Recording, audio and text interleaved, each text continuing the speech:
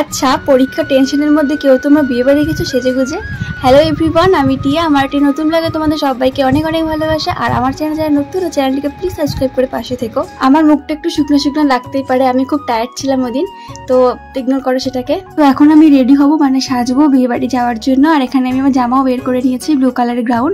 এটা আমার খুব ফেভারিট, আর তার মধ্যে ব্লু কালার আমার খুব ভালো লাগে। রেডি হওয়ার আগে আমি চুলের সামনেটা একটু ক্রিম করে নিয়েছিলাম।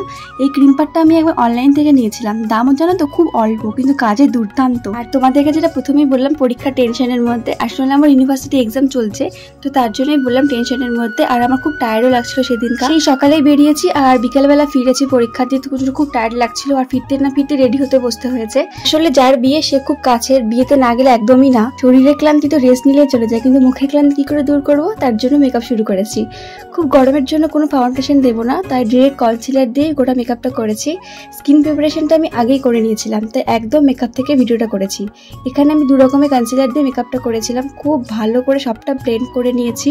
আর যা গরম, কিচ্ছু করতেও পারছিলাম না। আর বিয়ে বাড়িতে একটু একটু না সাজলে একদমই না। দেখো, ঠান্ডার দিনে আমাদের ড্রেস পরতে কোনো রকম ঠান্ডা লাগে না, নর্মাল ড্রেস পরে চলে যেতে পারি বিয়ে বাড়িতে। তাহলে গরমের দিনে মেকআপটা কেন বন্ধ যাবে বলো তো? এবার মেকআপটা আমি কম্প্যাক্ট দিয়ে সেট করে নিলাম। এরপরে আইব্রোটা আমি এখানে আইব্রো কিট দিয়ে কমপ্লিট করেছি। মাঝে মাঝে আমি আইশ্যাডো প্যালেট থেকেও করে থাকি। এবার চোখে আমি একটা বোল্ড ব্ল্যাক কাজল ইউজ করেছি। আর এখানে আইব্রো কিট থেকেও কাজলটা নিয়ে আমি একটু স্মাচ করে নেব, এতে কাজলটা মোটা হবে আর কাজলটা ঘেটে যাবে না গরমের মধ্যে।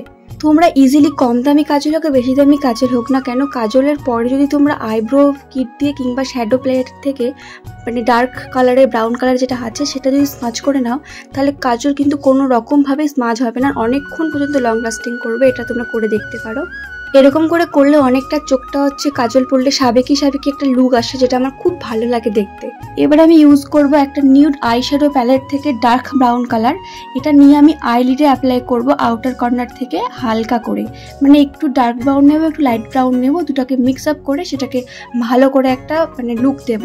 আর সেটাকে ভালো করে ব্লেন্ড করতে লাগবে। তারপরে আমি এখানে ইউজ করছি একটা বোল্ড ব্ল্যাক মাস্কারা। তারপরে আমি এখানে দেব লাইনার। এটা আমি লাইনার দিয়ে মেকআপটা পুরো কমপ্লিট হয়ে যাবে। আর বারবার আমি ছোট আয়নাতে দেখছি, কারণ আমি না ক্যামেরাতে মেকআপ করতে পারি না। তাছাড়া আমার সামনে একটা ড্রেসিং টেবিলও আছে, তাও আমি ছোট আয়না ছাড়া করতে পারি না মেকআপটা। ওর দিনখানে ভীষণ গরমও ছিল, বারবারের জন্য ঘামও হচ্ছিলাম।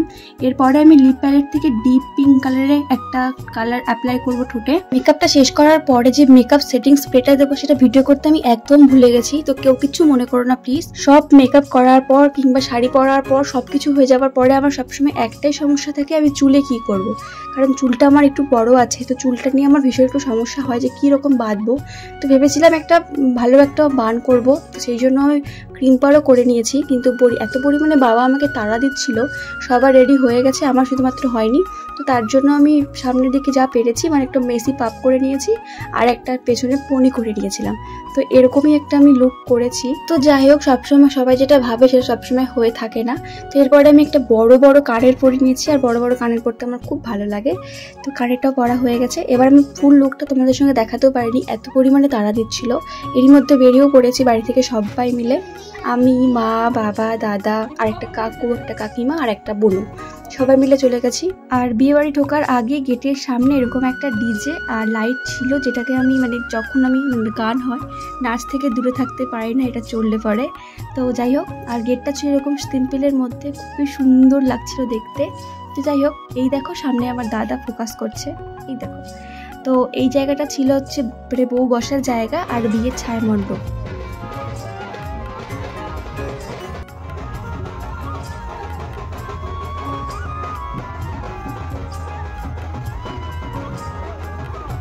এরপর শুরু হয় বিয়ে, মানে মালা বদল শুভদৃষ্টি এগুলোই হচ্ছিল। আর আমি কোনো বিয়েতে গেলে কোনো বিয়ে না দেখে আমি বাড়ি আসি না, কারণ বিয়ে দেখতে আমার সত্যি কথা বলতে খুব ভালো লাগে, সেই নিয়মকানুনগুলো ভালো লাগে। তো ওখানে ফটো তুলে ভিডিও করে চলে গেলাম খেতে। তারপরে বাড়িতে চলে এলাম। বাড়ি এসে বিছানার ঠিক আমার এরকম অবস্থা ছিল, কারণ আমি যখন সাজি মানে কোথাও যাওয়ার সময়, তখন যদি আমার হাতে সময় থাকে যাওয়ার সময়, তাহলে আমি গুছিয়ে দিয়ে যাই, না ছাড়া আমি গুছাতে পারি না, এই অবস্থা থাকে। তো যাই হোক, ভিডিওটা আজকে এই পর্যন্তই। সবাই ভালো থেকো, সুস্থ থেকো, দেখা হচ্ছে পরে কোনো ভিডিওতে। হ্যাঁ, সাবস্ক্রাইব করে পাশে থেকো। টাটা।